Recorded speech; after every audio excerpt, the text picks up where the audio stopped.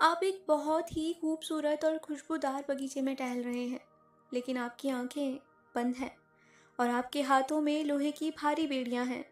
आप चल तो बगीचे में रहे हैं, लेकिन आपका पूरा ध्यान उन बेड़ियों के बोझ पर है। ये बेड़ियां क्या हैं? ये भविष्य की चिंता है, जो आपको अभी में जीने नहीं देती।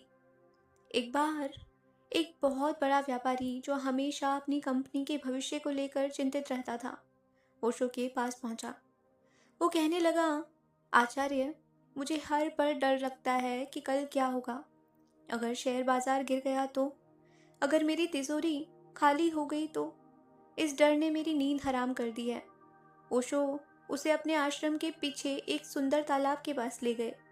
तालाब के किनारे एक बहुत पुराना बरगद का पेड़ था।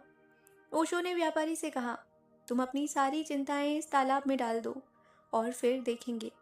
व्यापारी ने कहा, यह मुमकिन नहीं है, चिंताएं तो मन में हैं। ओशो मुस्कुराए और बोले, अच्छा, तो ये कल्पना करो कि तुम्हें जीवन के अंत में ये पता चले कि तुमने अपनी पूरी जिंदगी सिर्फ इस बात की तैयारी में बिता दी कि कल क्या होगा, और जब कल आया तो तुम उसे भी अगले कल की चिंता में बर्बाद कर रहे हो। ओशो ने आगे कहा, एक छोटी सी नदी को देखो। वो नदी जब पहाड़ से निकलती है तो क्या वो चिंता करती है कि सागर में पहुंचकर उसका क्या होगा? क्या वो रास्ते में आने वाले पत्थरों से डरती है? नहीं, वो बस बहती है। उसे पता है कि हर मोड़ पर पानी नया होगा। वो बस बहने का आनंद लेती है। तुम भी एक नदी हो, पर तुम पत्थर बनकर रुके हुए हो। ओशो कहते हैं कि भविष्य की चिंता एक मानसिक रोग है, क्योंकि आप उस चीज़ से डर रहे हैं जो है ही नहीं। कल एक धोखा है, कल कभी आता ही नहीं, और जब भी आता है, आज बनकर ही आता है।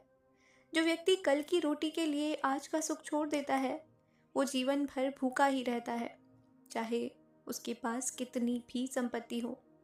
जीवन का सार यह नहीं कि आप कहाँ पहुँचते हैं, बल्कि ये है कि आप चलते समय कितना आनंद लेते हैं। चिंता छोड़िए और जीना शुरू कीजिए।